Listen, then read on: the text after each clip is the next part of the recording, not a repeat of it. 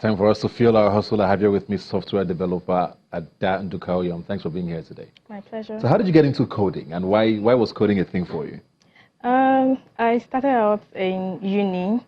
It started out when I saw the movie about two guys interning at Google, and I saw all the whole perks and everything, and I felt, oh, I want to work at Google. Yeah. And then I was opportune to attend some events, some technical events, and I just picked up an interest because I've always had this interest to work with gadgets, and it started out from there. Yeah. How long have you been doing it for now? Say over 4 years. I started out in 2014, so 2019 will probably make it 5 years. Yeah. And has it been as exciting as the movie you saw for you? Well, the thing is, no one will tell you how challenging it's going to be, because what you see most time is the paparazzi part of it. It's going to be very challenging. It has been very, very challenging for me. There are times I would cry.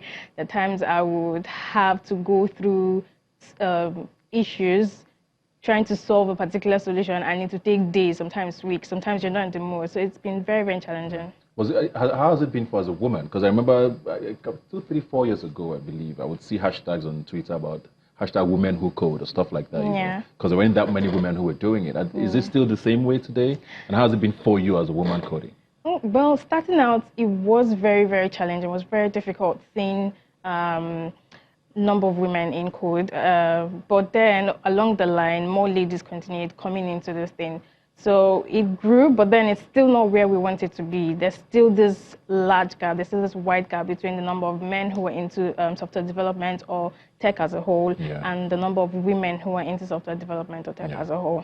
I'm talking of software development, and it's one of those things you believe you need proper training for. It doesn't not necessarily university education, but I mean some sort of training. How did the Google app in any way help you to be what you are today? Okay, well, seeing that I was coming from a non-technical background, because I started out in school, I was studying microbiology, so that's like entirely way different from computer science, computer engineering, and the rest. And it was a school environment. I had to do a lot of Google search, so it basically helps you. There's literally everything. You're looking for anything, it's always on Google. Just make a search, as simple as that. There are other people who are also going through that same situation that you're going through, maybe that same code issue that you're going through. Sometimes you just paste whatever error it is that you're looking for, or whatever solution it is you're trying to find, and it's already there, exactly like the same line, the same everything. So it's all there. So it's really, really helpful. You don't have to run around looking for people physically. All you just have to do is just go online, search for it, and get a solution or a near solution. It's interesting that you say it's that easy, because I mean, when people hear coding, those of us who are not in the tech business are just like, this one is just plenty of work. So you literally can find things on the Google app. You can start from anywhere, basically. So long as you know the right keywords to use, that's another thing. So long as you know the right keywords to use. So if you're a beginner, you can just put in whatever it is you want to learn for beginners or for dummies, basically, and you see everything out there. Do you think people know this enough, though? I mean, you're working with a lot of young people who are trying to get into the coding business. She Code Africa also, of course, works with a lot of women as well. Do you think this information is, like, do people know this, that there's information out there on the Google app that they can actually just get their hands on without paying anybody anything? So I think the average person knows that you can find things on Google, but then they don't know the in-depth of the amount of things that you can find on Google. And then bringing it down to software development, not everyone knows. Some people are still looking up to or looking for people physically to mentor them, to give them resources, not knowing you can find this thing. Because most people that you reach out to as mentors, when you tell them either you're looking for a solution to this or you're looking for resources, what they do is also go on Google, get it and then give to you. So not everyone knows, but then we're progressing. So yeah. I know we've talked about you now and your journey. She Code Africa, which is the organization you run. How has it been running that?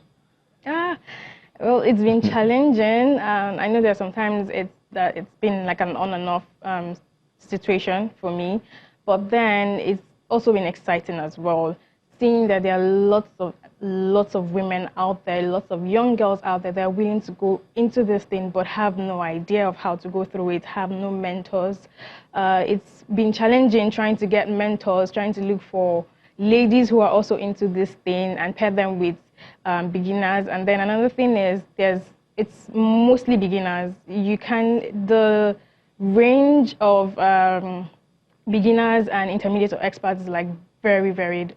It's a wide gap. Yeah. So it's mostly beginners. So sometimes you find yourself doing the same thing over and over and over again for these ladies out there who are still beginners, and then you have very little time to focus on intermediates or experts, because then as you're doing this, you still have to come back to beginners. So it's been challenging, but it's been exciting as well. Great stuff. Now, before we go, just what is the one thing, if I wanted to get into software development today, what is the first thing I should know? What is the one thing you would tell me if I was going to go on the Google app to find out stuff about software development? What is the one thing or few things I need to know to start? The very first thing would be perseverance, because you'll get to a point where you can't take it anymore and you want to quit. So you have to have that perseverance. Another thing is you need to be willing to own your own learning, because not everyone has that time, not everyone has the opportunity to sit you down and teach you A to Z of that thing. So you need to own your learning. Another thing is you need to be empathetic.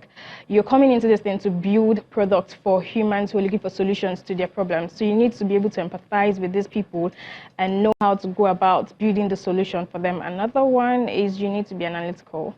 You need to know how to break down problems into smaller solutions and look for solutions to it. Yeah. So those are like the major things that before you now start looking at, oh, okay, what programming language do I have to use, what framework, and the other. So that's like general skills. All right, I guess they should also come to She Code Africa.